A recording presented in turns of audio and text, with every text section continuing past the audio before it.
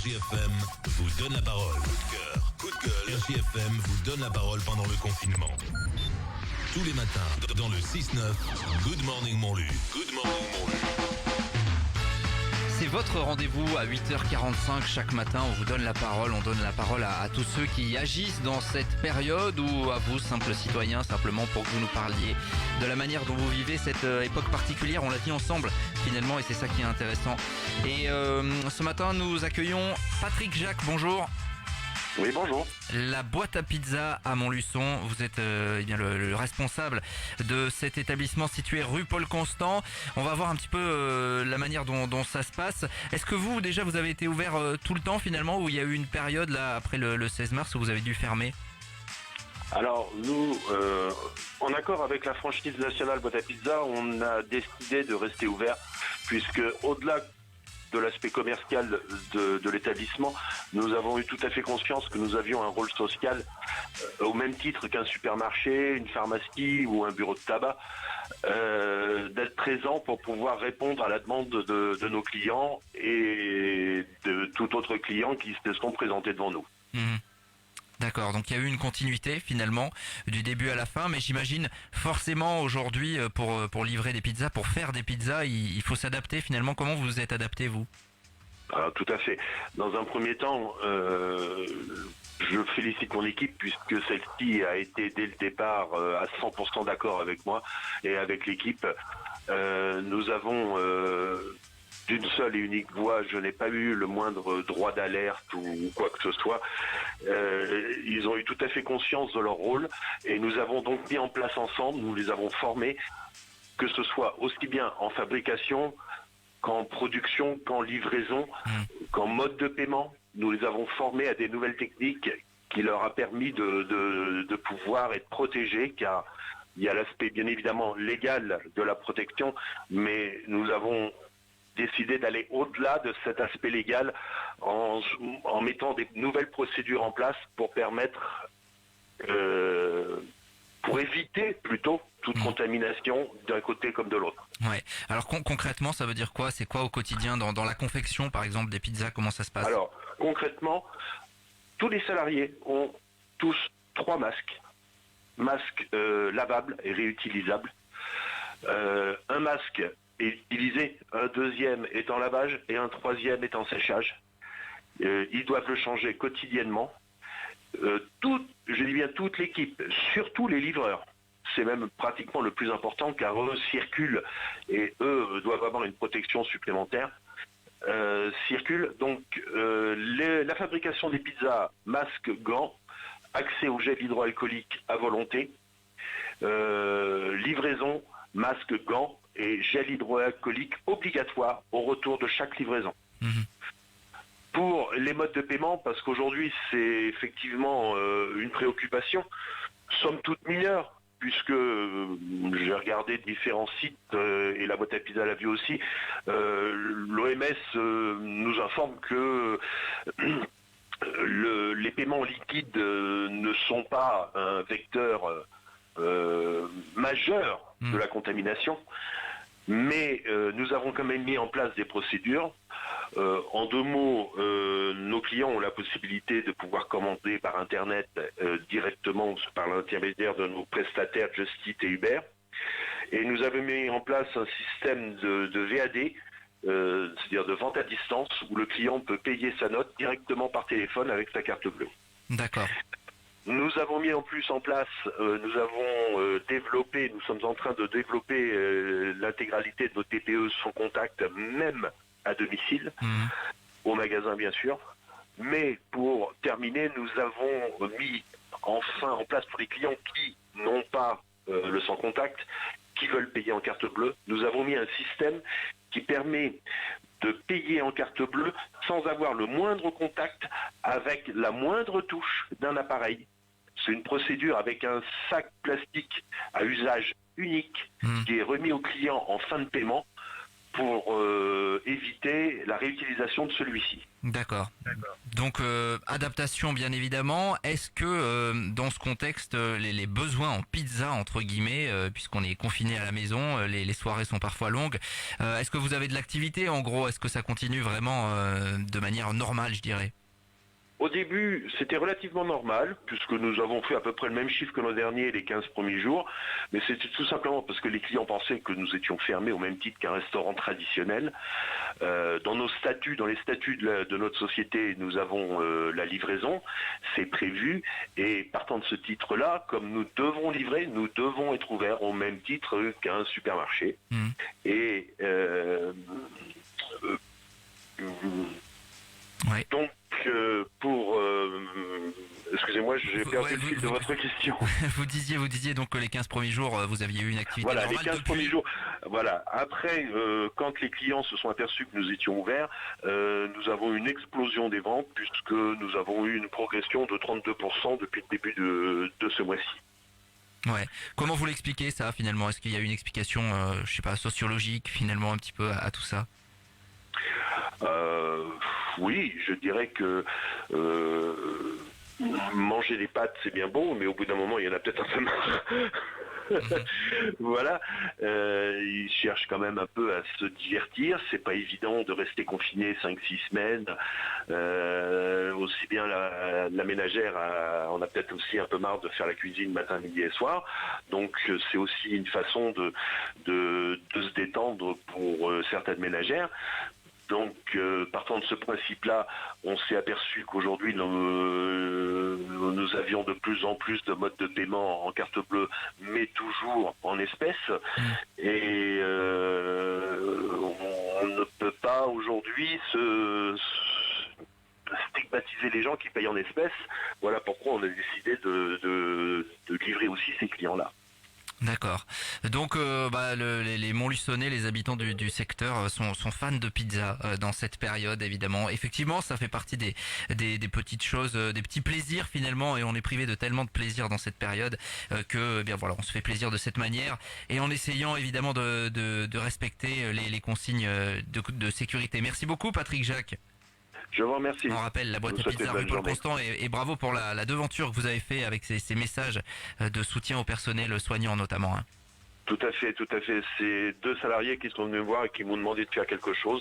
Et on a décidé de faire ce gros cœur avec cette petite phrase de soutien pour toutes les personnes qui mettent leur vie en danger aujourd'hui. Merci à vous d'avoir été avec nous ce matin dans cette émission, Patrick Jacques, la boîte à pizza. Merci à vous. Et puis bonne continuation évidemment. Et puis bon voilà, les pizzas et puis les barbecues aussi ont peut-être un peu explosé là ces derniers temps. C'est la période en plus avec le beau temps et avec la volonté de changer un petit peu. C'est vrai, on a besoin un petit peu parfois de changer ses habitudes, mais en respectant les règles de confinement toujours. Dans un instant on revient, on va évoquer une autre thématique juste après une courte pause.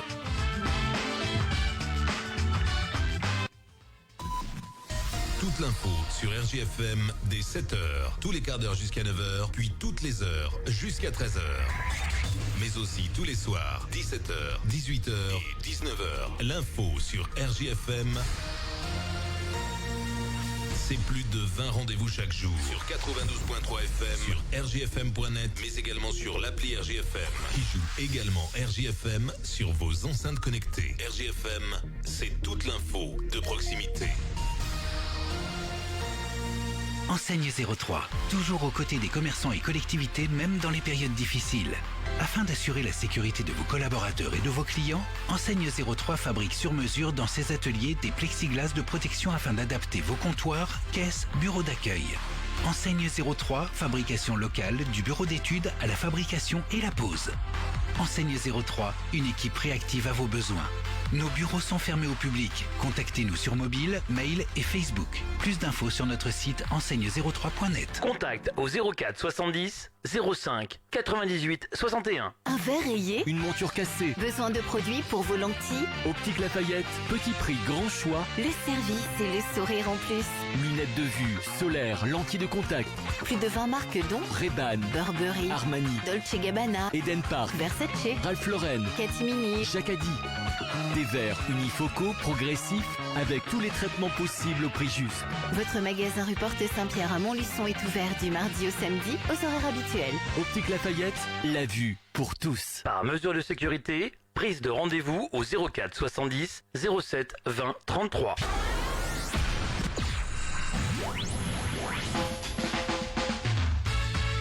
On est en direct encore, il est 8h54, vous le savez, 8h45, 9h. En gros, on est avec vous, vous venez nous parler, vous êtes commerçant, vous êtes artisan, vous êtes simple citoyen, vous voulez vous confier dans cette période actuelle. Eh bien, on est là, c'est un peu la libre antenne, ça s'appelait comme ça dans les années 90, et c'est comme ça que ça se passe. Et ce matin, nous sommes avec un auditeur, il s'appelle Arthur. Bonjour Arthur. Oui, bon, c'est Damien, c'est ça? Oui, c'est ça, c'est Damien. Merci d'être avec nous Arthur, vous nous aviez contacté il y a quelques temps pour parler d'une toute autre thématique, mais qui est en lien finalement avec la période de confinement. Vous vous interrogiez actuellement, et depuis 2 mois, quasiment 1 mois et demi en tout cas, les commerces sont fermés, et vous vous disiez mais pourquoi les lumières restent allumées dans les commerces? C'est ça un petit peu le sens de votre message. Oui, tout à fait. Oui, tout à fait. Alors vous avez peut-être un retour chez vous, vous êtes peut-être en train d'écouter la radio en même temps, c'est ça Arthur? Non. Peut-être Non, pas du tout. Parce qu'il y a un retour effectivement qui est fort désagréable, et j'imagine pour vous aussi. On va réessayer, allez-y. Et là c'est bon. On va essayer. Bon, ça fait un peu réverb années 80 boîte de nuit, mais ça va le faire. Allez-y. Hier justement j'ai écouté le Dr Scott, il parlait du même problème. Ça va être compliqué, effectivement. Ça va être compliqué. Arthur, je sais pas trop comment faire. On gère la technique en même temps. Voilà, c'est du live. Ce retour, il est particulier. On va réessayer, Arthur. On va réessayer une dernière fois. Je vais essayer d'ajuster là les quelques petits boutons qui sont à ma disposition. Hop, on va essayer de faire ça en direct. Allez-y, Arthur. D'accord. Donc, là c'est bon, ça. Bon, très rapidement, expliquez-nous, ça va être compliqué en quelques secondes ce que vous avez remarqué. On s'excuse pour le confort d'écoute des auditeurs. Allez-y. J'ai remarqué que dans mon luçon, il y a encore beaucoup de lumières qui sont allumées, et c'est vraiment inutile.